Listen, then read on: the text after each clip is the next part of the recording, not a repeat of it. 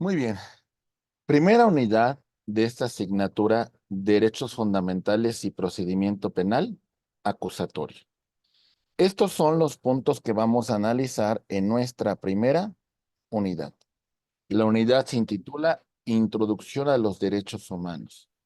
Vamos a empezar sobre qué entendemos por derechos humanos, la evolución histórica, edad antigua, edad media, edad moderna, edad contemporánea de los derechos humanos. Vamos a continuar analizando derechos humanos de primera generación, de segunda generación, tercera generación, principios de los derechos humanos y retos actuales que tienen los derechos humanos. ¿Sale? Estos son los temas que analizaremos. Iniciamos, estimados amigos, con el siguiente comentario.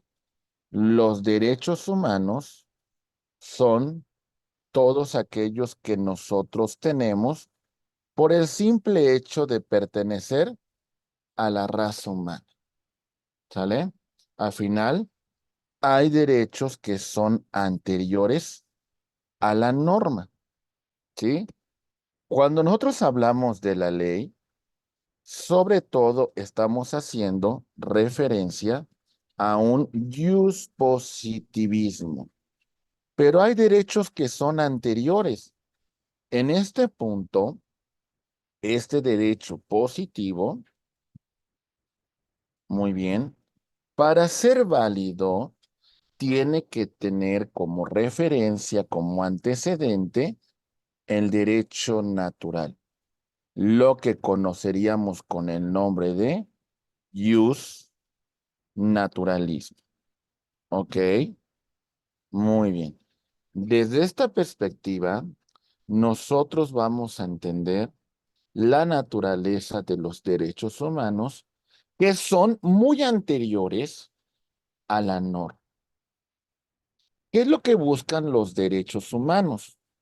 Lo que buscan los derechos humanos es defender nuestra dignidad humana. La norma se debe someter a estos principios fundamentales. Los derechos humanos pueden ser explícitos. ¿Qué significa esto? Que estos derechos se encuentran aquí, inmersos, se encuentran sujetos a la norma. En este punto, cuando los derechos humanos se encuentran reconocidos, se encuentran plasmados, se encuentran garantizados por el ordenamiento, en este momento vamos a llamar nosotros con el nombre de derechos fundamentales. Entonces se encuentran explícitos en la norma y son objeto de tutela, son objeto de reconocimiento, son objeto de protección. Y muchas veces podemos encontrarnos con que los derechos humanos se encuentren aquí, pero no hayan sido todavía plasmados en normas, pero no por ello no existen. Es decir, son implícitos y son exigibles de tutela, de protección. Los derechos humanos nos dan una potestad de exigibilidad, de pedir su cumplimiento obligatorio. ¿Sale? ¿A qué nos referimos con esto? El gobernado va a verificar frente a las demás autoridades, muy bien, que éstas deben someterse a la tutela, a la protección, al reconocimiento de los derechos humanos. Nosotros vamos a exigirle a la autoridad. Muy bien. Pero hay otra cuestión también muy importante que debemos tomar en consideración. A veces es muy fácil decir solamente las autoridades, pero hay una corresponsabilidad. ¿Eso qué significa? Nosotros, por supuesto, también tenemos que velar por esos derechos humanos. Nosotros también tenemos que hacerlos efectivos. Nosotros también, por supuesto, debemos de vigilar el respeto a los derechos humanos. Los derechos humanos han sido una lucha histórica. ¿Esto qué significa? Que a lo largo de la historia del ser humano, vamos a encontrar nosotros, mis queridos amigos, cómo hemos venido adquiriendo más derechos, cómo a lo largo de la historia el ser humano ha peleado por estos derechos, ¿sí? Y vamos a conformar este estudio hablando de 4 momentos: edad antigua, edad media, edad moderna y contemporánea en relación a los derechos humanos. ¿Listos para empezar con toda esta historia de los derechos humanos? ¿Sí? Bien. Vamos a empezar, mis queridos amigos, y hacemos Listos, maestro. referencia, y vamos a hacer referencia entonces a este periodo histórico, la Edad Media, en la cual prácticamente nos vamos a quedar con la caída de Roma en el año 473 después de Cristo. ¿Sale? La Edad Media, vamos a terminarla por ahí de 1453 después de Cristo. Y ya de ahí en adelante hablamos de la Edad Moderna y la Edad Contemporánea, prácticamente podríamos decir que de 1945 hasta el día de hoy. Bien, empezamos con la edad antigua de los derechos humanos. Muy bien. Empecemos.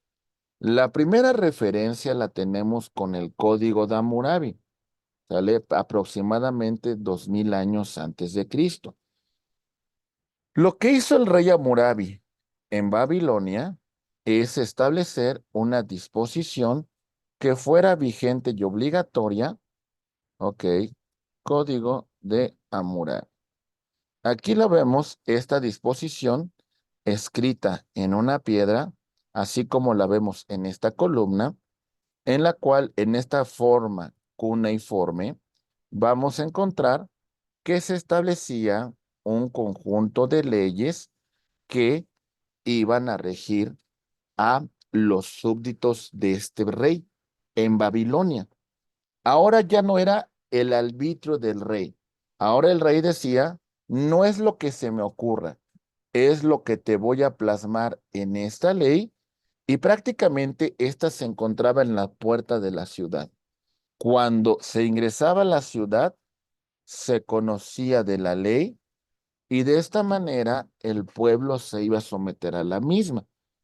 El Código de Hammurabi limitó una cuestión que antes existía, una época de la barbarie o la venganza privada, en la cual prácticamente, mis queridos amigos, nos encontramos con una cuestión en la cual no había límites, ¿sale?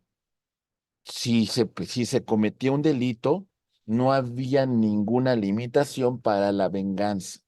El Código de Hammurabi pone reglas, pone límites.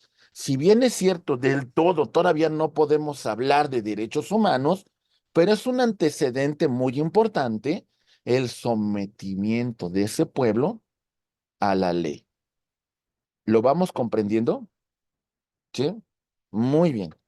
Avanzamos en la historia y vamos a ver que tenemos aquí un personaje griego que es Solón.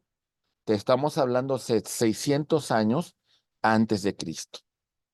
En este momento, en Grecia, vamos a tener una cultura en la cual existe una división de clases.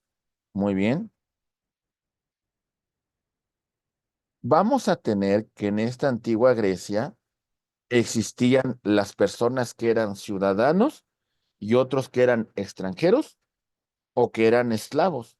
No tenían los mismos derechos. En el Código de Solón se reconocen derechos para los ciudadanos, ¿sale? Solamente para los ciudadanos, varones que tuvieran determinados bienes, ¿sale? Que no fueran esclavos, que no fueran extranjeros, etcétera, etcétera. Entonces, el punto del Código de Solón es reconocer ciertos derechos para los ciudadanos atenienses. Este era el punto importante. Claro que existía una división. No todos eran ciudadanos, no todos tomaban decisiones. Era una sociedad esclavista y no todos se encontraban en el mismo rango. Por ejemplo, podemos hacer mención de un filósofo griego llamado Platón, que nos habla en su libro de la República, nos hace una referencia muy importante en cómo debería ser formado el Estado por tres clases de componentes. Hablamos de la clase oro, plata y bronce. La clase oro, que eran los gobernantes de la ciudad, iba a estar gobernada por, por los filósofos, los hombres sabios, los hombres que iban a gobernar la ciudad. La clase plata iba a ser representada por el ejército, la defensa de la ciudad.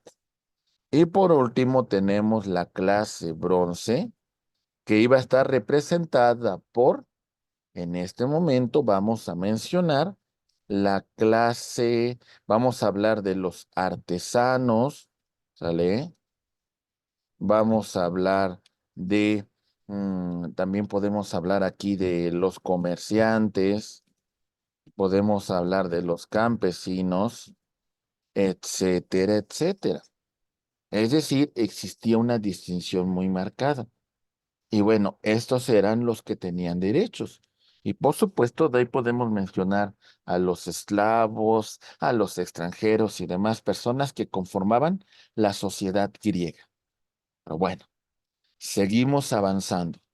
Y en la historia vamos a ver más adelante una cuestión muy importante con un relato que no solamente es bíblico, por lo menos hay constancias de que el pueblo hebreo sí estuvo vagando en el desierto y sí tenían ciertas leyes que lo regían. Aquí vamos a hablar de los 10 mandamientos que aproximadamente estuvieron vigentes 300 años antes de que Moisés recibió el mandato de Dios y le dio su ley para que el pueblo se sometiera. Entonces, en este punto, estos 10 mandamientos eran una disposición normativa en la cual el pueblo judío se iba a someter. ¿Vamos bien? Ok. Después de esto, vamos a tener un auge muy importante de un pueblo. Vamos a hablar de Roma, ok, del Imperio Romano, en sus distintas fases que conocemos: la monarquía, la república, el imperio. Muy bien. Cada fase tenía una característica muy particular. En la monarquía tenemos el gobierno de un rey aconsejado por un senado. En la república, el senado, que en los comicios se elegían la ley, se promulgaba la ley y a través de la magistratura se gobernaba la ciudad. Y tenemos que en el imperio la determinación de un emperador con el consejo de un senado.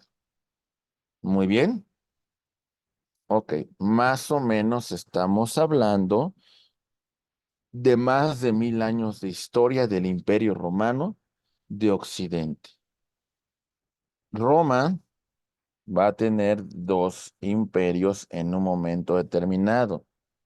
El de Occidente, que cayó para el año 473 después de Cristo, y continuó el Imperio Romano de Oriente, con sede en Constantinopla, que cayó por ahí del año 1453 después de Cristo. Oriente y Occidente. En un periodo histórico del Imperio Romano de Oriente, por ahí del año 529, vamos a tener a un emperador llamado Justiniano. ¿Cuál es la importancia de Justiniano?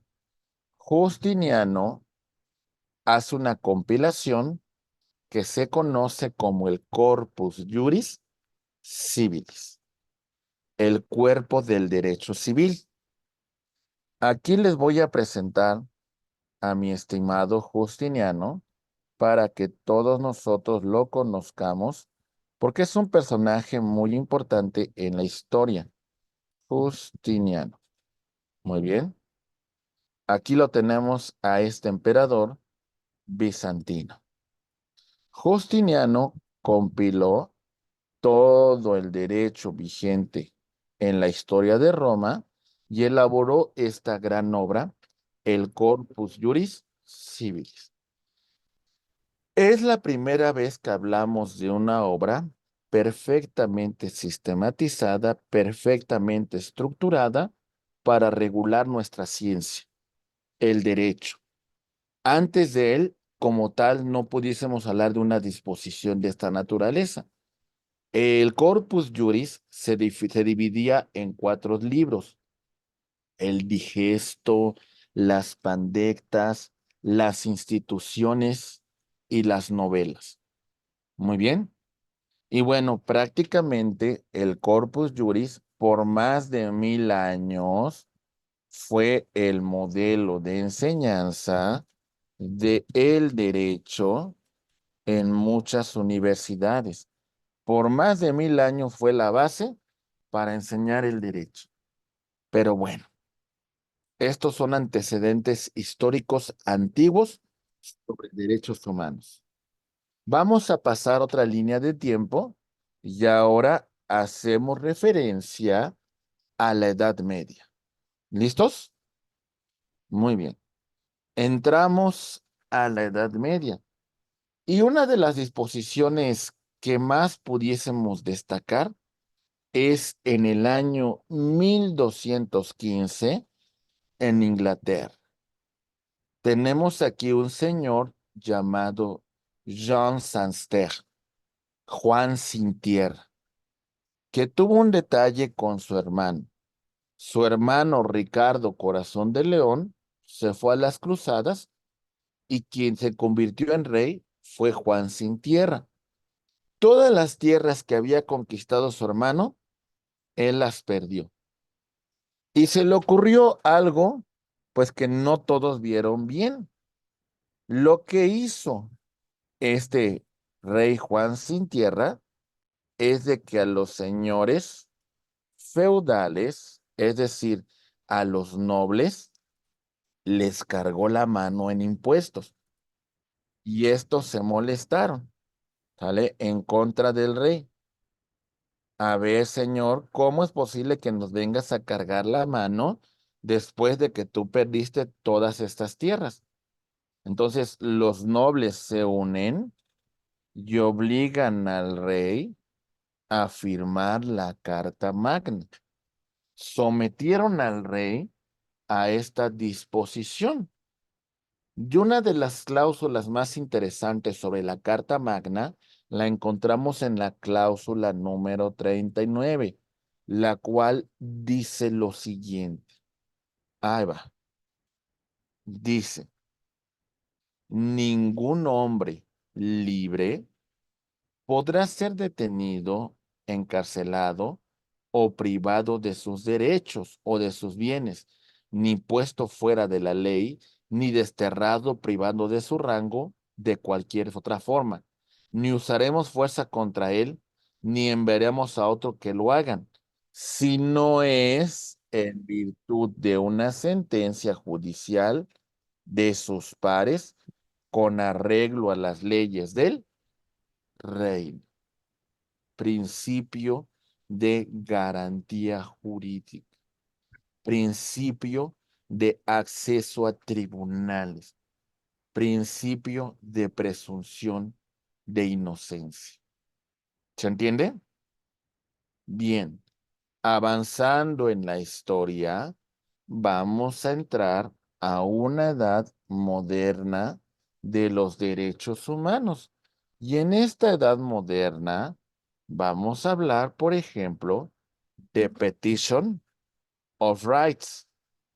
¿En qué consistió Petition of Rights? 1628. Cuando les hablé de la Carta Magna, mis queridos maestros, ¿de quién les hablé? ¿Les hablé del pueblo o de los nobles? De los nobles, ¿verdad?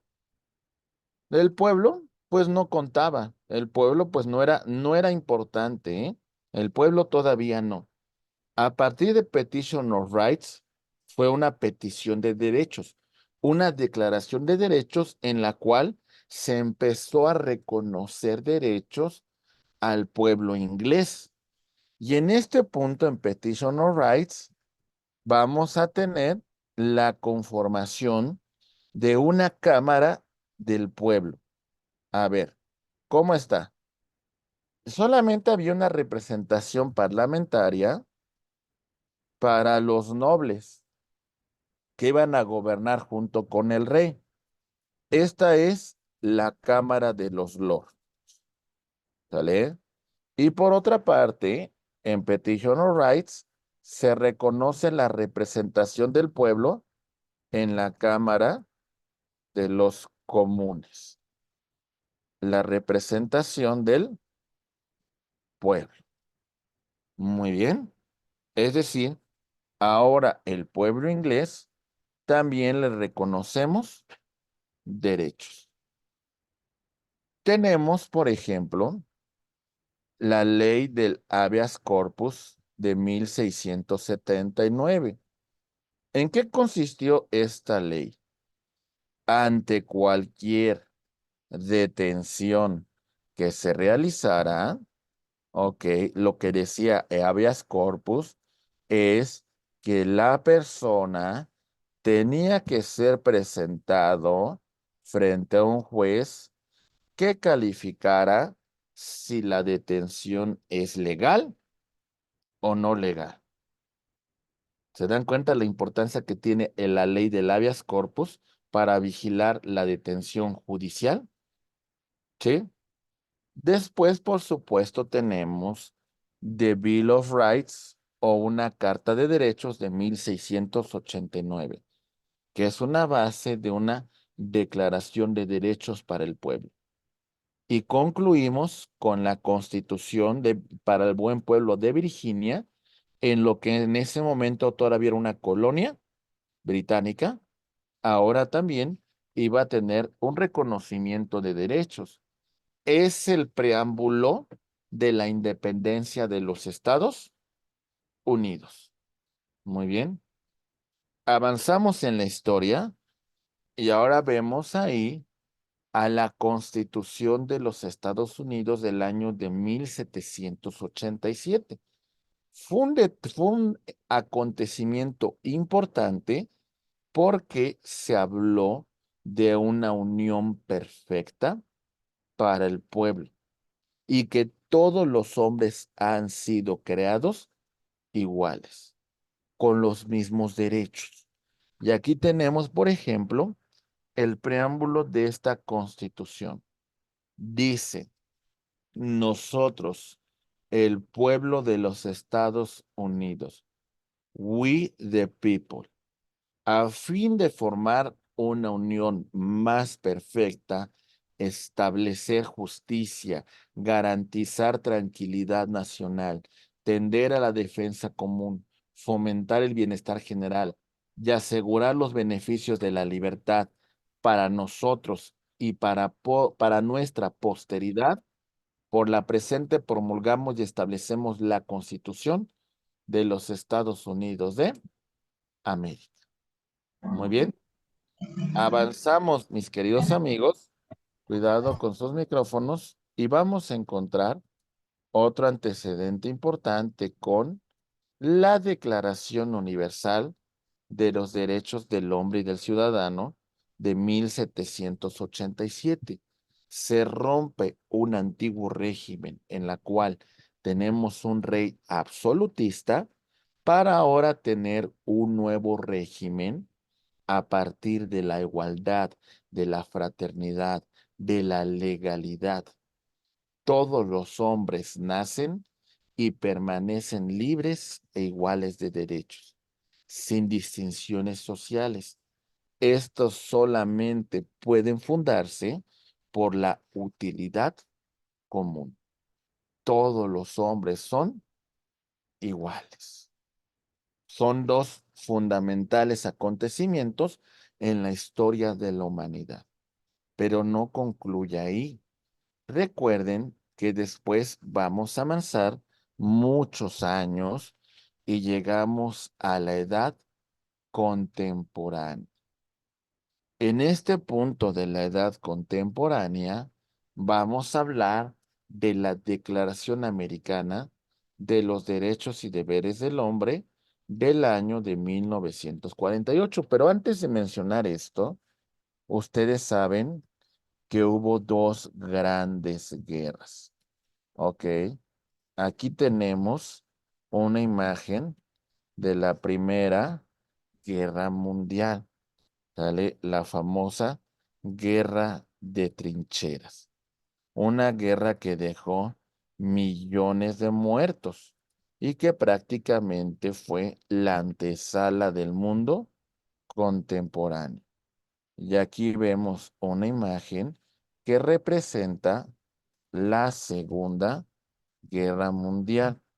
¿Ok? Aquí la podemos visualizar. Y en este punto, mis queridos amigos, pues destacamos que estos dos acontecimientos fueron un parteaguas en la historia de la humanidad. El mundo ya no volvió a ser el mismo. En esta edad contemporánea, lo importante era evitar que acontecimientos como estos volvieran a ocurrir a lo largo de la historia. Y por eso, por ejemplo, en la reunión de Potsdam, en el Báltico, antes de que terminara la Segunda Guerra Mundial, ok, a ver, aquí tenemos una imagen. Aquí vamos a hablar de los tres líderes del momento. Joseph Stalin, Franklin Delano Roosevelt, que aquí también lo vamos a encontrar, y Sir Winston Churchill. ¿Qué fue la importancia de esta reunión que tuvieron estos grandes personajes en la historia? La importancia de esta reunión, mis queridos amigos, es de que se plasmaron las bases para la sociedad de las naciones, para la Organización de las Naciones Unidas, además de establecer castigos a los crímenes de guerra cometidos durante la Segunda Guerra Mundial. Para el año de 1945 se conforma lo que es la Organización de las Naciones Unidas. 1945. 3 años después, para 1948, se establece la Declaración Universal de los Derechos Humanos en el mes de diciembre de 1948 y la Declaración Americana de los Derechos y Deberes del Hombre para octubre de 1948. Sin lugar a dudas, dos elementos muy importantes en el tema de los derechos humanos. Ahí está la Declaración Americana, con la cual se conforma la Organización de los Estados Americanos. Y tenemos, por supuesto, la Declaración Americana de los Derechos Humanos para el año de 1948. Muy bien. 2 años después, en Europa se conforma la Carta Europea de Derechos Humanos, que de alguna manera también da origen a la Corte Europea de Derechos Humanos, con sede en Estrasburgo, Francia. Bien. Pero la lucha de los derechos humanos también influyeron grandes personajes de la historia. ¿A quién podemos destacar como grandes luchadores de los derechos humanos a lo largo de la historia? Bueno, por ejemplo, tenemos a Mahatma Gandhi. Gandhi, un líder espiritual hindú, que luchó por un tema de igualdad, que luchó por una cuestión de liberar a su pueblo del dominio británico. Esto es una cuestión importante. Pero ¿saben cómo lo hizo, mis queridos amigos? No lo hizo a través de la rebelión, no lo hizo a través de una cuestión violenta, lo hizo a través de la paz. Y aquí vemos nosotros a Mahatma Gandhi.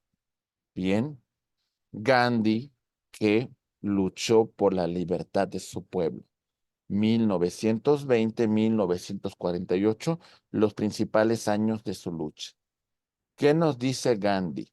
Dice lo siguiente: dicen que soy héroe, yo débil, tímido, casi insignificante.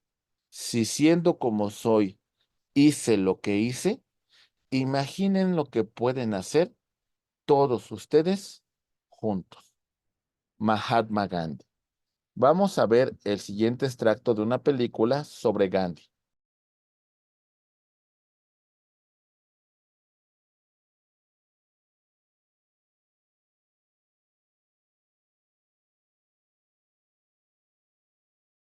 Bienvenida a todos, a cada uno de vosotros. No tenemos secretos.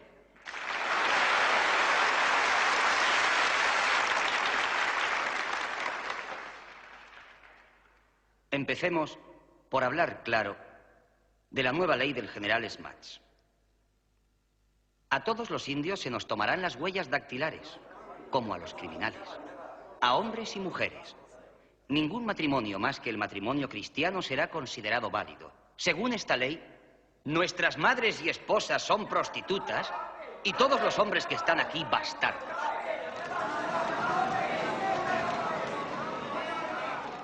Se ha vuelto muy hábil.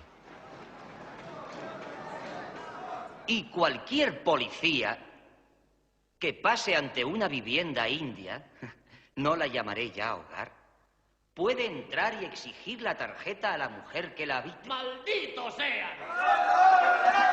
¿Lo entendéis? No es que pueda exigirla a la puerta.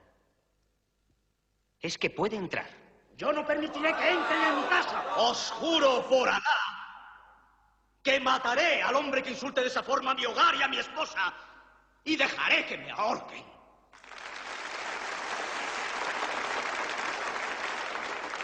Hablar no sirve de nada.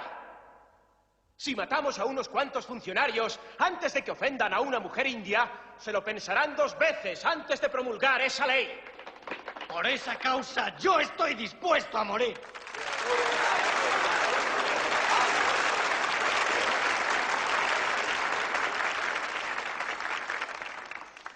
Admiro ese coraje y necesito ese coraje porque por esa causa yo también estoy dispuesto a morir. Pero, amigo mío, no hay causa alguna por la que esté dispuesto a matar.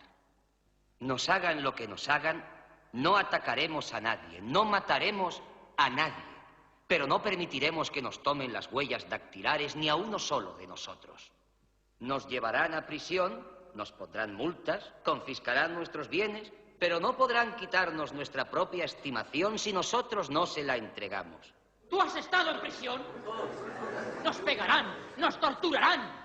Yo digo que debemos... Os estoy pidiendo que luchéis. Que luchéis contra su ira, no que la provoquéis. No daremos un solo golpe, pero sí lo recibiremos. Y a través de nuestro dolor les haremos comprender su injusticia.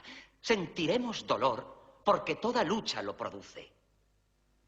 Pero no podemos perder. No podemos.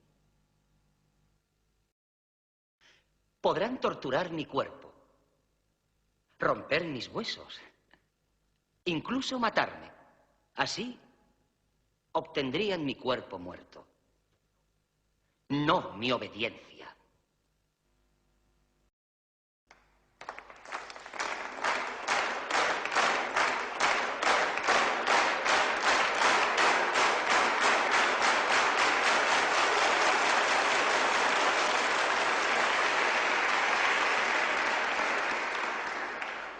Somos hindús y musulmanes, hijos de Dios, cada uno de nosotros. Juremos solemnemente en su nombre que, pase lo que pase, no nos someteremos a esa ley.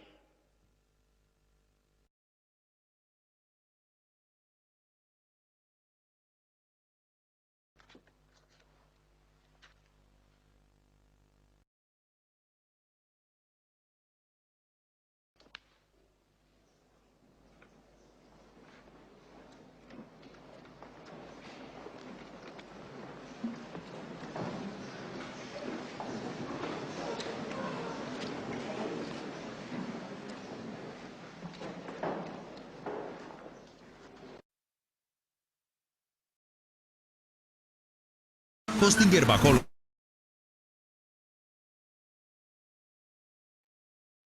Muy bien, estimados amigos. Bien. Un gran hombre que luchó por los derechos de su pueblo. Avanzamos en la historia y no solamente destacamos la lucha de Mahatma Gandhi, también tenemos del pastor luterano Martin Luther King Jr., que luchó por los derechos civiles de los afroamericanos en la década de los 50 y 60. Y el pastor Martin Luther King nos dice lo siguiente: I have a dream. Tengo un sueño. Un sueño. ¿Cuál es ese sueño, estimados amigos? Soñar con la libertad.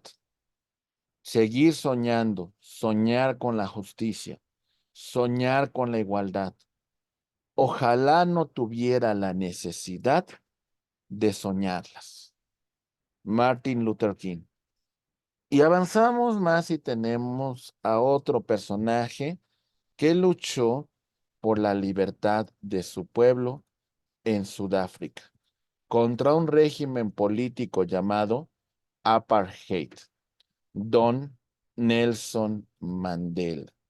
Nelson Mandela nos dice lo siguiente, nos habla sobre una cuestión que tiene que ver con la libertad.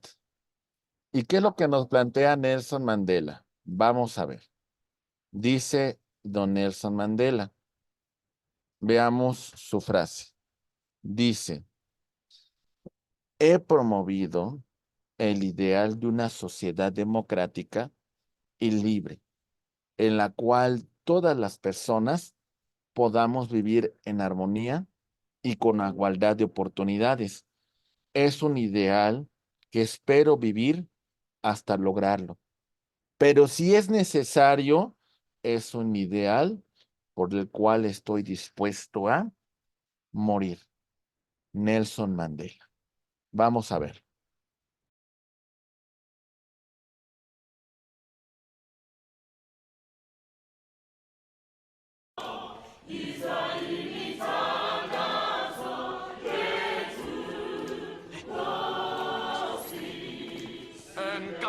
Camaradas, miembros del coro, solo interrumpiríamos tan hermosa música por algo realmente importante. Por favor, recibamos al presidente Mandela.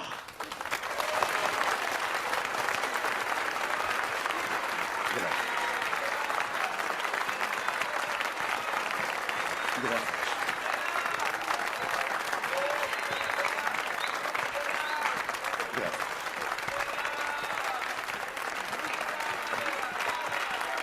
Se lo agradezco, por favor. Sonríe.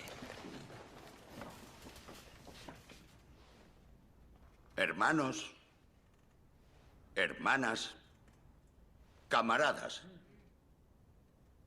Estoy aquí porque creo que acaban de tomar una decisión sin suficiente información ni visión de futuro. Estoy informado de la votación realizada. Estoy informado de que ha sido unánime. No obstante, creo que deberíamos restituir a los Springboks. Restituir su nombre, su emblema y sus colores inmediatamente. Les explicaré por qué. En Robben Island, en la prisión de Portsmouth, todos los carceleros eran afrikaners. Me pasé 27 años estudiándolos. Aprendí su idioma. Leí sus libros. Su poesía. Tenía que conocer a mi enemigo antes de poder vencerle. Y le hemos vencido. ¿No creen? Todos nosotros hemos vencido. Nuestro enemigo ya no son los afrikaners. Ahora somos compatriotas, compañeros de democracia. Y para ellos lo más sagrado es su equipo de rugby. Si les arrebatamos eso, les perderemos. Les demostraremos que somos como ellos temían que éramos. No podemos caer tan bajo. Tenemos que sorprenderles con compasión, templanza y generosidad. Sé muy bien de todo lo que ellos nos han privado. Pero este no es el momento de aplaudir venganzas absurdas. Es el momento de construir nuestra nación utilizando hasta el último ladrillo disponible. Aunque ese ladrillo venga envuelto en papel verde y dorado.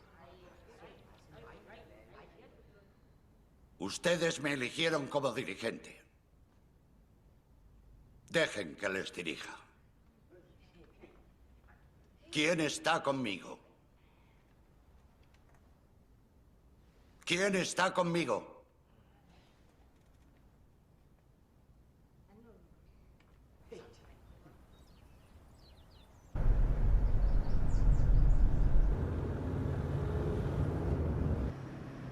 Por 12 votos. 12. Todo un lujo. Con un solo voto de diferencia bastaba. ¿Y si no lo hubiera conseguido? Cuéntame, ¿quieres traer aquel estilo moderno para tu empresa y reforzar la credibilidad en tu...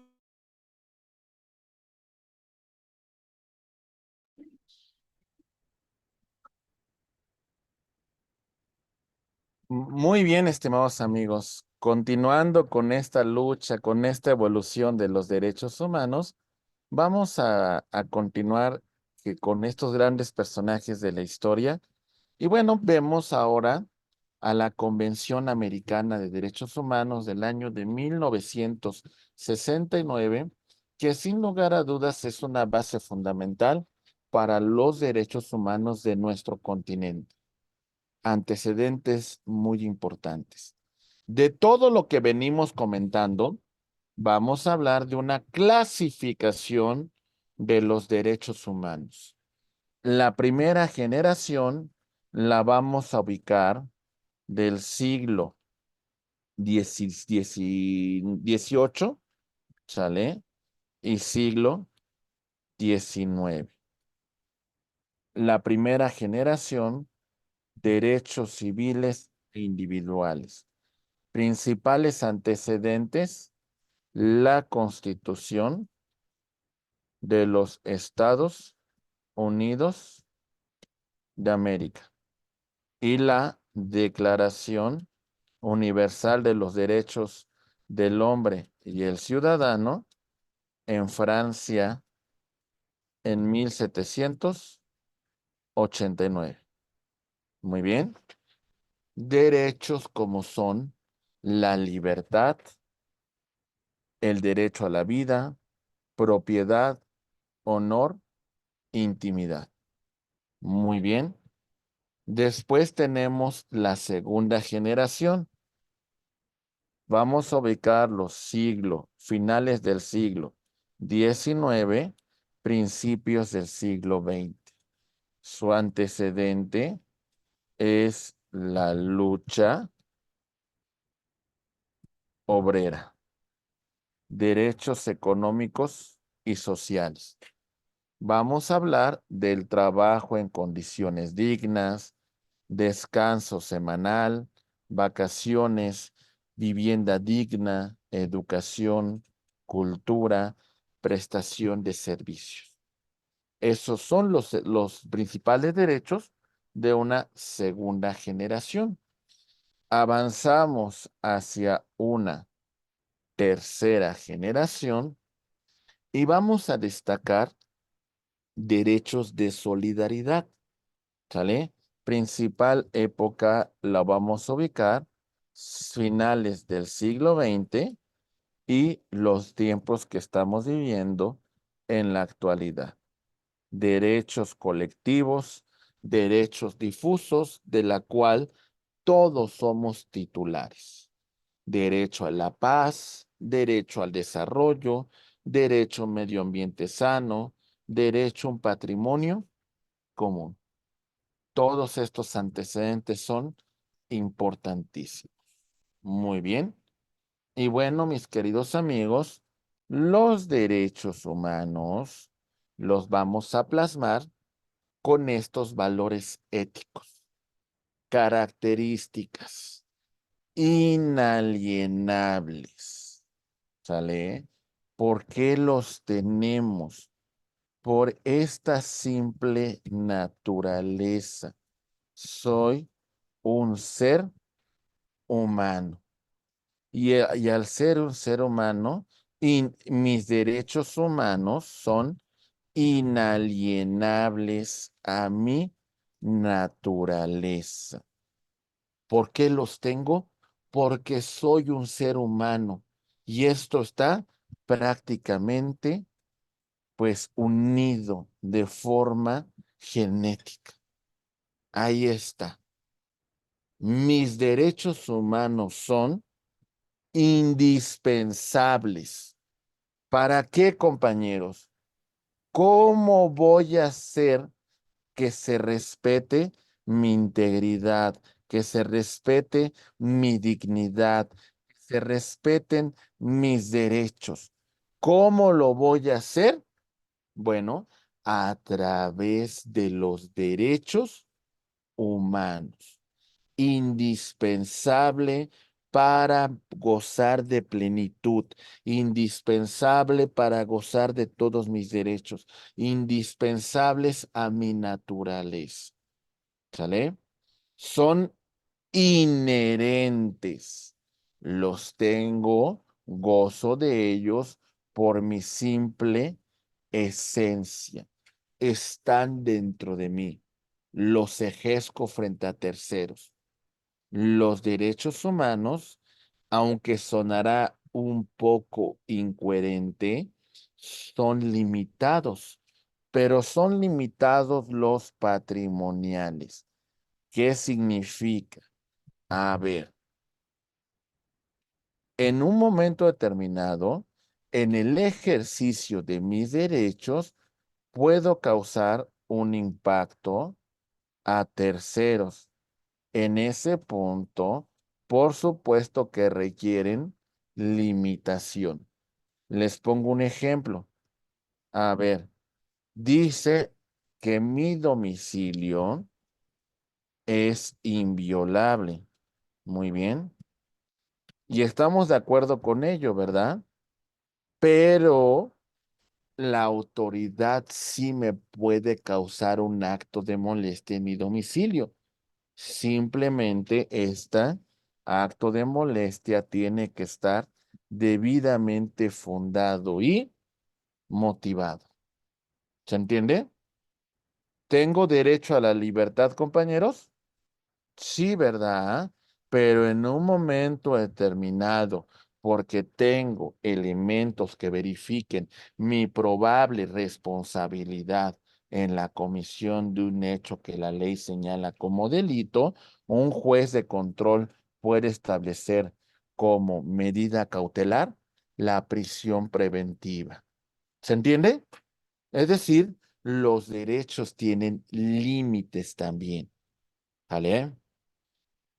Avanzamos y vamos a encontrar que son obligatorios para las autoridades garantizar la plenitud, garantizar el respeto, garantizar la verdadera eficacia de los derechos humanos. Los derechos humanos son integrales, es decir, los ejercemos en una totalidad, no de forma parcial, lo ejercemos de forma total y son universales en todas las latitudes del mundo. Gozamos de ellos sin importar raza, sin importar orientación sexual, sin importar nacionalidad, sin importar credo religioso, sin importar posición política, etcétera, etcétera. ¿Sí? Los derechos humanos verifican un tema de una realidad. Por eso es muy importante que esos derechos se plasmen en normas, ¿sale? Tanto en el aspecto constitucional, ok, como también dentro de los tratados internacionales en materia de derechos humanos. Los derechos humanos también van a conformar instituciones, instituciones para la tutela, para la protección, para el ejercicio colectivo de los derechos. Al final de cuentas, se va a permitir verificar una necesidad humana, pero también una necesidad social y colectiva. Esto es importante en relación a los derechos humanos. Amigos, los derechos humanos también tienen retos en particular. Vamos a empezar con el primero de ellos, una concepción muchísimo más amplia. ¿Qué significa esto? Para cualquier persona, ¿sale? Hay que verificar una cuestión de que en nuestra mente, en nuestro corazón, tenemos que tener una concepción amplia, no solamente plasmando los derechos que se encuentran reconocidos en la ley, sino vamos a ir subiendo de escalones para pasar de la ley, ¿sale? La Constitución, ok, y también los tratados internacionales en materia de derechos humanos. Muy bien. Entonces, es una concepción amplia y vamos a conformar toda la estructura de los derechos humanos, aplicarlos en esta plenitud. Muy bien.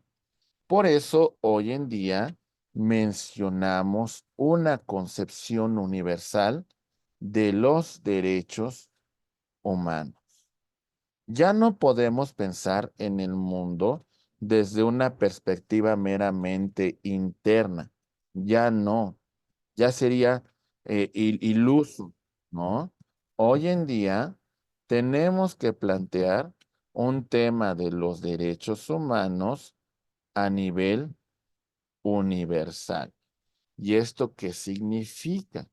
Bueno, las declaraciones, las convenciones, los temas de derechos humanos no se circunscriben solamente a un país, no se circunscriben a una región, sino son universales. Se van a plantear en todo el mundo. Muy bien. Y por eso hoy se menciona la globalización de estos derechos humanos y su entendimiento con una mayor amplitud. No hemos terminado de comprender este caso, los mecanismos para asegurar la tutela de los derechos. No ha concluido.